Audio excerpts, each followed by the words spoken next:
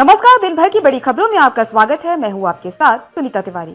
आज के इस बुलेटिन में हम बात करेंगे दिल्ली ब्लास्ट पर प्रधानमंत्री मोदी ने षड्यंत्रकारियों को दी वार्निंग। पूरा देश पीड़ितों के साथ, साजिश करने वालों को किसी भी कीमत पर छोड़ा नहीं जाएगा। फिर बात करेंगे दिल्ली ब्लास्ट पर रक्षा मंत्री राजनाथ सिंह का बड़ा बयान। कहा, धमाके के जिम्मेदार बख्शे नहीं जाएंगे, दोषियों को मिलेगी कड़ी सजा।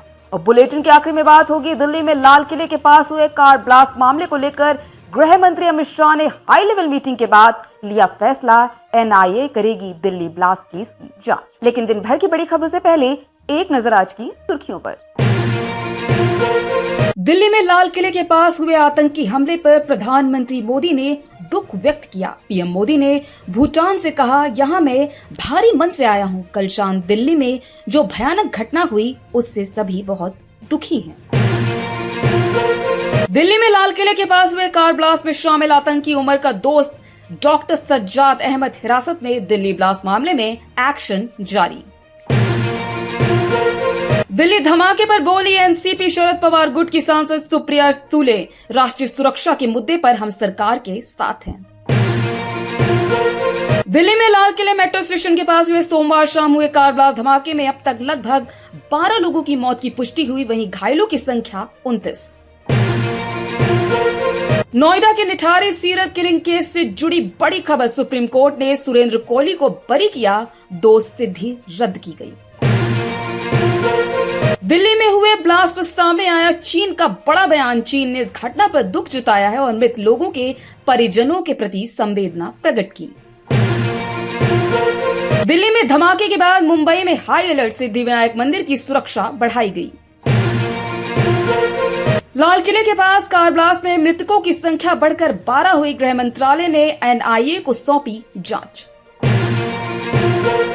फरीदाबाद से गिरफ्तार डॉक्टर शाहीन पर बड़ा खुलासा। आतंकी मसूद की बहन ने सौंपी थी महिला विंग की कमान। बिहार विधानसभा के दूसरे चरण में भी टूटा रिकॉर्ड। 3 बजे तक 60% से ज्यादा हुई वोटिंग। ये तो थी सुर्खियां। विस्तार से बात करते हैं दिन भर की बड़ी खबरों की। प्रधानमंत्री नरेंद्र मोदी मंगलवार यानी आज सुबह अपने 2 दिवसीय भूटान दौरे पर राजधानी थिम्पू पहुंचे, जहां उनका स्वागत खुद भूटान के प्रधानमंत्री शेरिंग तोब्गे ने गर्मजोशी से किया। लेकिन यह दौरा एक दुखद पृष्ठभूमि में शुरू हुआ। दिल्ली में सोमवार शाम हुए भीषण कार धमाके ने पूरे देश को झकझोर दिया। आइए जानते हैं और क्या कहा प्रधानमंत्री मोदी ने भूटान से राजधानी दिल्ली के लाल किले के पास हुए भयावह ब्लास्ट को लेकर। प्रधानमंत्री मोदी ने बताया, वे रात भर घटना की जांच में लगी सभी एजेंसियों के साथ संपर्क में रहे और आवश्यक निर्देश देते रहे। उन्होंने स्पष्ट शब्दों में कहा कि षड्यंत्र की गहराई तक पहुंचने के लिए सभी संसाधन लगाए जाएंगे और उसके पीछे के षड्यंत्रकारियों को बख्शा नहीं जाएगा। प्रधानमंत्री मोदी ने कहा, हादसे में जिन परिवारों ने अपना प्रियजन खोया है, पूरा देश उनके दुख में सहभागी है। उन्होंने शोक संतप्त परिजनों को सांत्वना दी और घायल व्यक्तियों के शीघ्र स्वस्थ होने की कामना भी की। वहीं सुरक्षा और कानून परिवर्तन एजेंसियों को पूरी आज्ञा दी गई कि वे निष्पक्ष और त्वरित जांच कर आरोपी तक पहुंचे और दोषियों के विरुद्ध कड़ी से कड़ी कार्रवाई सुनिश्चित करें। बता दें कि प्रधानमंत्री नरेंद्र मोदी ने अपनी भूटान यात्रा के दौरान कहा, आज का दिन भूटान, वहां के राज परिवार और विश्व शांति में विश्वास रखने वाले सभी लोगों के लिए अत्यंत महत्वपूर्ण है। उन्होंने कहा, भारत और भूटान के बीच सदियों से आत्मीय, आध्यात्मिक और सांस्कृतिक संबंध रहे हैं, जो दोनों देशों की साझी विरासत को दर्शाते हैं। पीएम मोदी ने बताया, इस ऐतिहासिक अवसर पर शामिल होना न केवल भारत के लिए बल्कि उनके लिए भी एक दृढ़ संकल्प और प्रतिबद्धता का प्रतीक है। उन्होंने कहा, भारत हमेशा भूटान के साथ खड़ा रहेगा और दोनों देशों के रिश्ते समय के साथ और मजबूत होंगे।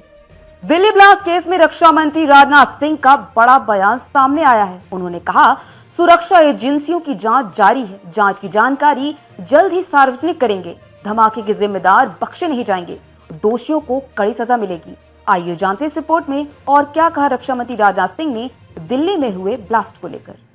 रक्षा मंत्री राजनाथ सिंह ने कहा, कल दिल्ली में हुई दुखद घटना में मारे गए सभी लोगों के प्रति मैं अपनी हार्दिक संवेदना व्यक्त करता हूं। मैं ईश्वर से प्रार्थना करता हूं, इस गहन दुख की घड़ी में शोक संतप्त परिवारों को शक्ति और सांत्वना प्रदान करे। उन्होंने कहा, मैं अपने सभी देशवासियों को आश्वस्त करना चाहता हूं कि देश की प्रमुख जांच एजेंसियां इस घटना की त्वरित और गहन जांच कर रही हैं। जांच के निष्कर्ष जल्द ही सार्वजनिक किए जाएंगे। मैं देशवासियों को दृढ़ता से आश्वस्त करना चाहता हूं, इस त्रासदी के लिए जिम्मेदार लोगों को न्याय के कटघरे में लाया जाएगा और उन्हें किसी भी हालत में बख्शा नहीं जाएगा। बता दें कि दिल्ली में सोमवार शाम 10 नवंबर को लाल किले के बाहर एक कार में ब्लास्ट हुआ था, जिसकी चपेट में कई वाहन और लोग आ गए थे। इस ब्लास्ट में लगभग 12 लोगों की अब तक मौत हो चुकी है और 29 लोग घायल बताए गए हैं। मृतकों की संख्या बढ़ भी सकती है। पूरे दिल्ली एनसीआर समेत देश की प्रमुख जगहों पर हाई अलर्ट घोषित किया गया है और जांच एजेंसियां गहनता से जांच में जुटी हुई हैं।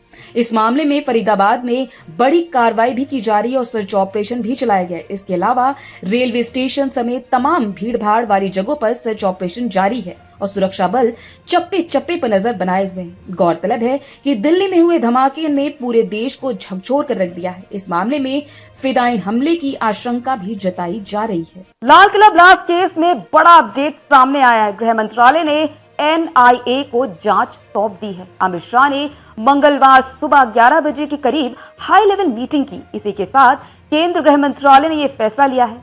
दिल्ली पुलिस ने लाल किले के पास हुए विस्फोट के मामले में मंगलवार को यूपीए के तहत एक प्राथमिकी दर्ज की और राष्ट्रीय राजधानी में कई स्थानों पर छापेमारी भी की गई। आइए जानते इस रिपोर्ट में क्या कुछ है इस पूरी खबर में।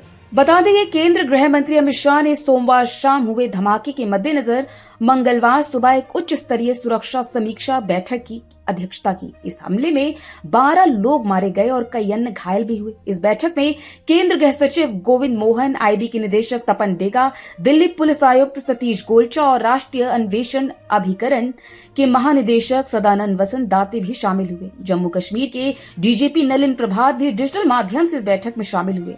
इसी बैठक के बाद केंद्र गृह मंत्रालय ने लाल किले के पास हुए ब्लास्ट की जांच एनआईए को सौंप दी है। इससे पहले पुलिस ने गैर कानूनी गतिविधियां अधिनियम और विस्फोटक अधिनियम के तहत धाराओं में एक प्राथमिकी दर्ज भी की।